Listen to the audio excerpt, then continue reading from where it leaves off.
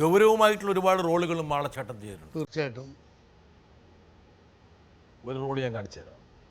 മലചായ്ക്കാനൊരു താഴ്വാരം, നീലാകാശം, മണിമേട മതിരാ.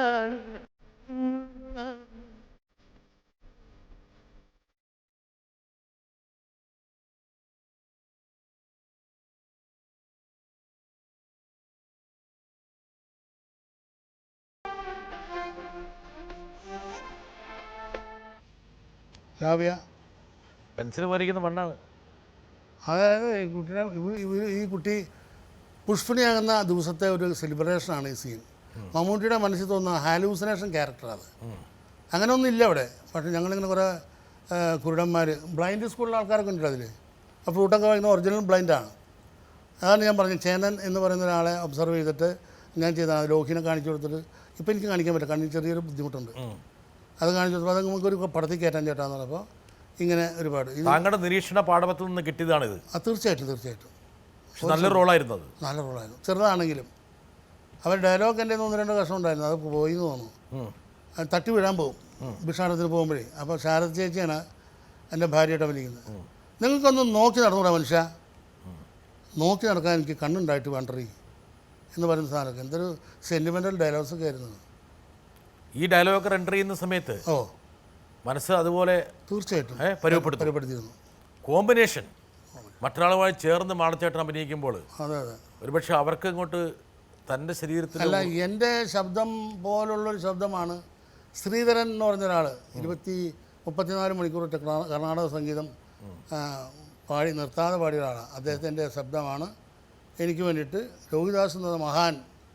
അയ്യോ, എന്തൊരു മഹാൻ, എന്തൊരു കലാകാരൻ, എന്തൊരു കഥാകാരൻ. മാളച്ചേട്ടൻ്റെ ഒരു പ്രധാനപ്പെട്ട കുറവായിട്ട് ഞാൻ കാണുന്നത് ഇൻവെർട്ടർ കോമയിലാണ് കുറവിട്ടത്. എന്തോ ഇൻവെർട്ടർ കോമയിലാണ് കുറവിട്ടത്. ഒരുപക്ഷെ ലോഹിയെപ്പോലുള്ള ഒരു സിനിമാക്കാരൻ, കലാകാരൻ കുറച്ചുകൂടെ കാലം ജീവിച്ചിരുന്നെങ്കിൽ ശ്രീ മാള അരവിന്ദ് എന്നുള്ള കലാകാരൻ നിന്ന് കുറച്ചുകൂടി സത്തയെടുത്തേ. കുറച്ചുകൂടി ഇല്ല, ഒരുപാടായനെ, ഒരുപാട് മേഖലകൾ താണ്ടി. താങ്കളുടെ അപൂർണതയാണ് ഒരുപക്ഷെ ലോഹിയുടെ അകാല വേർപാടിൽ പ്രതിഫലിക്കുന്നത്. തീർച്ചയായിട്ടും അതെപ്പോഴും പറയുന്നൊരു കാര്യമാണ്. ഭരതൻ, ഡയറക്ടർ ഭരതനും അതുപോലെ തന്നെ വെങ്കലം എന്ന് പറഞ്ഞ പടത്തിലൊക്കെ അഭിനയിക്കുമ്പോൾ വരുന്നു. നീ എന്ത് പണിയുണ്ടായി കാണിച്ചേ? ഞാൻ ഈ അമ്പലപ്പുറം മുഴുവൻ നടന്ന് തോറ്റു. ബലു ഓ വെറുതെ ഒരു രസത്തിന്. അല്ല, എന്താ ഇപ്പൊ ഇവിടെ? അതുകൊള്ളാം, പൂരപ്പുറമില് എന്താ ഇവിടെ ചോദിക്കണേ? നിങ്ങൾ എന്താ ഇവിടെ? അത് ശരി, ചോദ്യം ഇപ്പൊ തിരിച്ചായി. ഞങ്ങളെ അമ്മായിയുടെ വീട് ഇവിടെ അടുത്താ. അതെയാ? ഞങ്ങള് പൂരം കാണാൻ വന്നാണേ. അത് ശരി. തങ്കമണിയുണ്ട്. എല്ലാവരും ഉണ്ടല്ലോ. എന്റെ കൂടെ ഒരാൾ കൂടി ഉണ്ട്. എന്റെ മൂത്ത അനന്തരവനാ, കുഞ്ഞിപ്പണ്ണിന്റെ മൂത്ത മോനാ ഗോപാലൻ. എൻ്റെ ജീവിതത്തിൽ ഇത്രയും പടങ്ങൾ അഭിനയിച്ചെങ്കിലും ഇത്ര സുഖമായിട്ട് ടെൻഷനൊന്നും ഇല്ലാതെ അഭിനയിച്ച പടമാണിത്. ഭയങ്കര ലൈവല്ലേ അല്ലേ?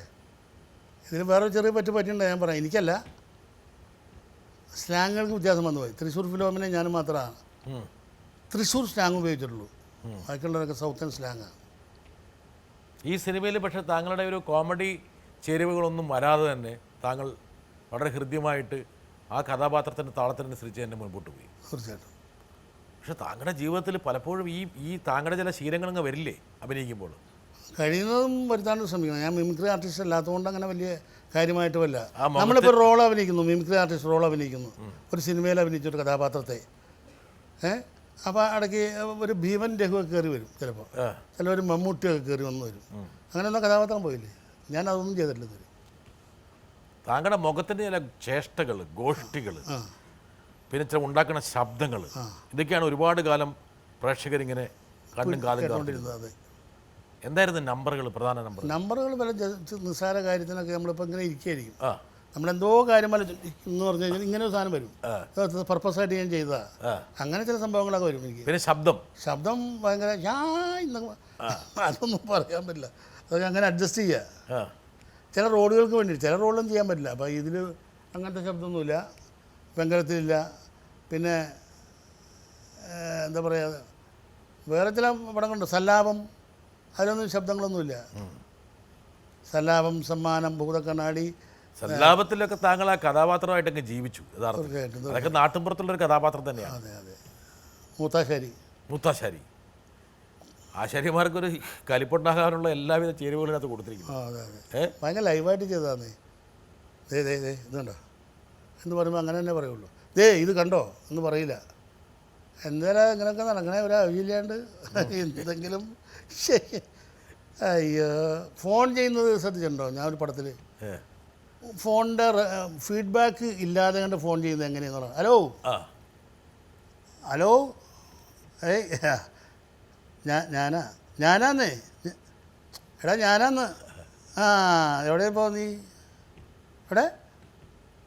അല്ല അല്ല അങ്ങോട്ട് പറയിപ്പിക്കാനും പറ്റില്ല. അത് ഒറ്റയ്ക്ക് ഇരുന്ന് ഇങ്ങനെ വലിയ പാടാണ് അത്. ജഗദീഷ് ശിവകുമാറും കൂടെയാണ് ചെയ്യണത്. അല്ലാതെ ഞാനിപ്പോൾ മിനിഞ്ഞാന്ന് അവിടെ നിന്ന് വന്നപ്പോൾ നിന്നെ കണ്ടില്ല.